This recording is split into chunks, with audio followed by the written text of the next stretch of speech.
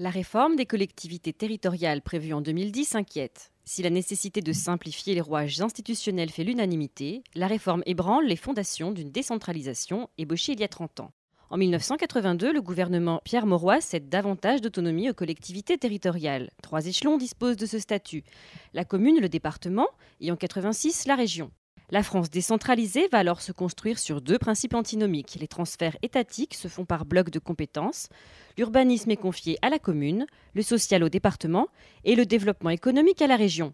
Cependant, toutes 3 disposent de la clause de compétence générale. Elles peuvent donc intervenir sur tous les aspects de la vie locale de leur territoire.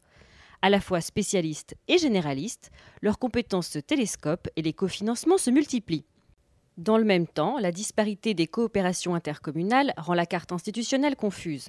En 1999, Jean-Pierre Chevènement la redessine autour de 3 structures, la communauté de communes, la communauté d'agglomération et la communauté urbaine. En 2003, le gouvernement Raffarin grave le principe de la décentralisation dans la Constitution. De nouvelles compétences sont données au local, le département récupère le RMI et 18 000 km de routes nationales. Mais le système n'est toujours pas rodé et plusieurs transferts ne sont qu'expérimentaux. Chevauchement des compétences, lenteur administrative, illisibilité du paysage institutionnel, les imperfections de l'organisation territoriale sont décriées.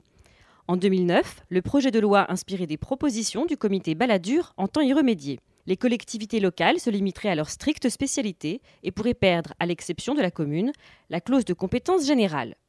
Déjà inquiète de la suppression de la taxe professionnelle, nombre de collectivités y voient une réduction de leur marge de manœuvre. En outre, un acteur unique, le conseiller territorial, supplanterait le conseiller général et le conseiller régional. Les élus divisés y lisent la mort annoncée du département ou de la région. Autre nouvel élu, le conseiller métropolitain, qui cumulerait les compétences des conseillers communautaires, généraux et régionaux.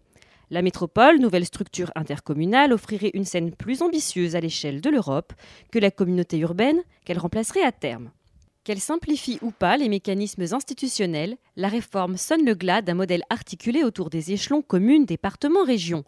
Nouveaux acteurs, nouvelle distribution des rôles, nouveaux territoires et nouvelle logique fiscale, l'initiative locale trouvera-t-elle sa place dans la future équation institutionnelle ? Cette refonte de la décentralisation favorisera-t-elle l'harmonisation des politiques publiques ?